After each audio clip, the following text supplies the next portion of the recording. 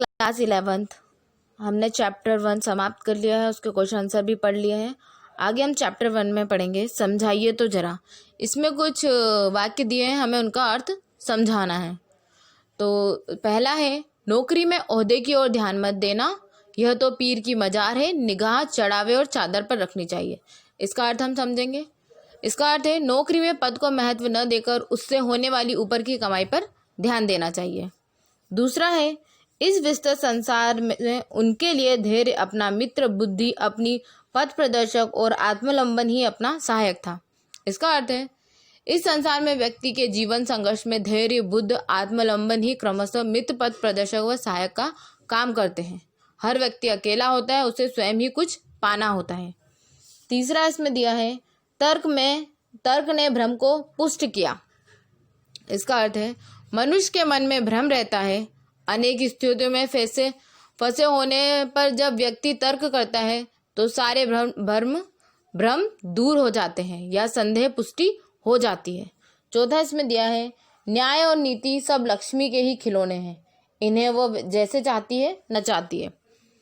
इसका अर्थ यह है कि धन से न्याय व नीति को भी प्रभावित किया जाता है। न्याय व नीति को धन से मर्जी का न्याय लिया जा सकता है तथा नीतियां भी अपने हक की बनवाई जा सकती हैं। ये सब धन के संकेतों पर नाचने वाली कठपुतलियां हैं। पांचवा पॉइंट इसमें दिया है, दुनिया सोती थी पर दुनिया की जीभ जागती थी।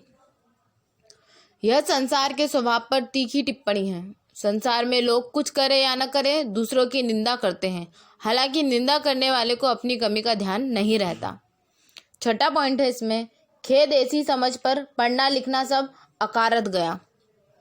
यह संसार के स्वभाव। छठवा, यह बात किसने कही थी? यह बात बूढ़े मुंशी ने कही थी। उन्हें वशीधर द्वारा रिश्वत के मौके को ठुकराने का दुख था। इस नासमझी के कारण वह उसकी पढ़ाई लिखाई को निरर्थक मानता है।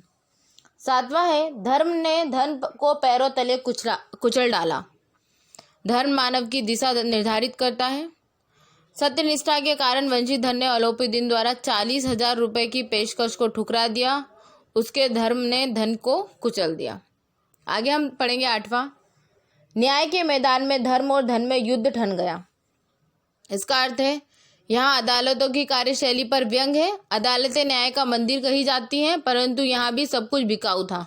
धन के कारण न्याय के सभी शस्त्र सत्य और असत्य सिद्ध करने में जुट गए।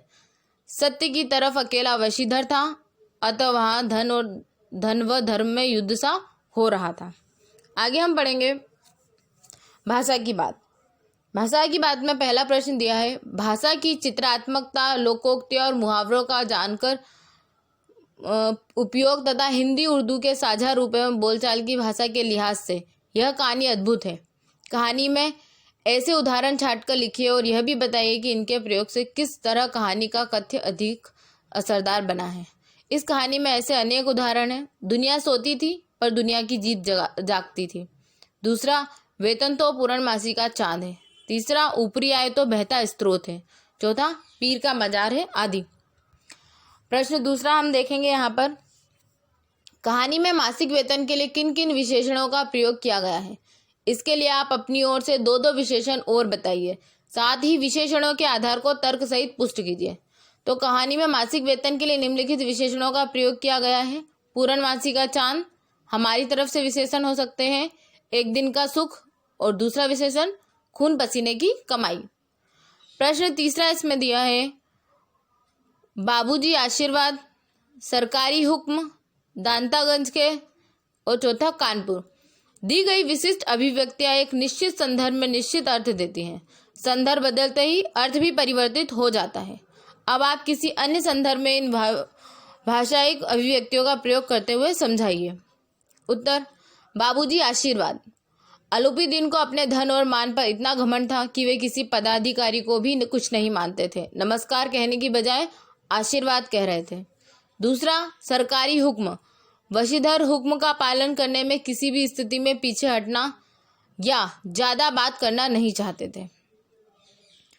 दंतागंज के अलोपीदीन जैसे प्रतिष्ठित के लिए इतना परिचय काफी था। कानपुर, जब चोरी पकड़ी जा रही थी तो यथासंभव संचित उत्तर ही देना उचित था। इन सभी अभिव्यक्तियों को बोलने के लहजे से बदला जा सकता है, अतः मौखिक अभ्यास करें। आगे हम पढ़ेंगे कुछ शब्दार्थ दिए हैं चैप्टर में।